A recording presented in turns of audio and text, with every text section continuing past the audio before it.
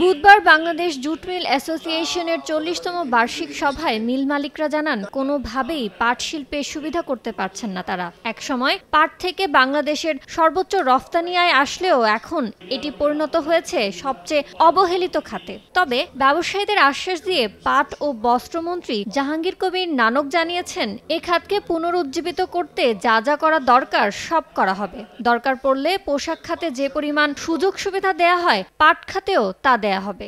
Garment শিল্পের পিছনে যে ইনসেন্টিভ, যে ব্যাংকিং সুবিধা দেওয়া হয় তার চেয়েও বেশি সুবিধা এই শিল্পে দেওয়া অতীব জরুরি হয়ে গিয়েছে। মাননীয় প্রধানমন্ত্রীও মনে করে ক্যাবিনেট সভা বা ক্যাবিনেট সভার পরে উনি এই কথাগুলি কিন্তু আমাদের সঙ্গে আলাপ করেন। পাট খাতের সবচেয়ে বড় শত্রু হিসেবে পলিথিনকে দায়ী করেছেন ব্যবসায়ীরা।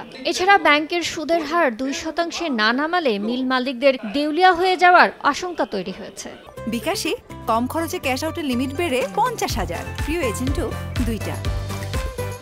ব্যাংকরা কখনো পাট এবং পাট জাতীয় পণ্য এবং পাট মিল নিয়ে যারা কাজ করছে তাদেরকে কেন যেন নীতিগত সহায়তা দিতে চায় না। পাট নিয়ে প্রধানমন্ত্রী সর্বোচ্চ গুরুত্ব দিচ্ছেন উল্লেখ করে ব্যবসায়ীদের আশ্বস্ত করেছেন মন্ত্রী। জানান, পলিথিনের বিকল্প আবিষ্কার হওয়ায় শীঘ্রই জেলায় জেলায় পলিথিন বিরোধী অভিযান পরিচালনা করা হবে। পলিথিন প্লাস্টিক ব্যাগকে আমরা নিষিদ্ধ করতে চাই, তার আগে তার অল্টারনেটিভ মানুষের হাতে তুলে দিতে হবে। এ সময় পাট খাতে গবেষণা ও দক্ষ জনবল তৈরিতে 10,000 কোটি টাকার উন্নয়ন তহবিল গঠনের ঘোষণা দেন মন্ত্রী। জুট কাউন্সিলটি যদি গঠন হয় তাহলে মন্ত্রণালয় প্রায়শই তাদের সঙ্গে বৈঠক করে সমস্যাগুলি বের করে আনা এবং পথনকশা তৈরি করা।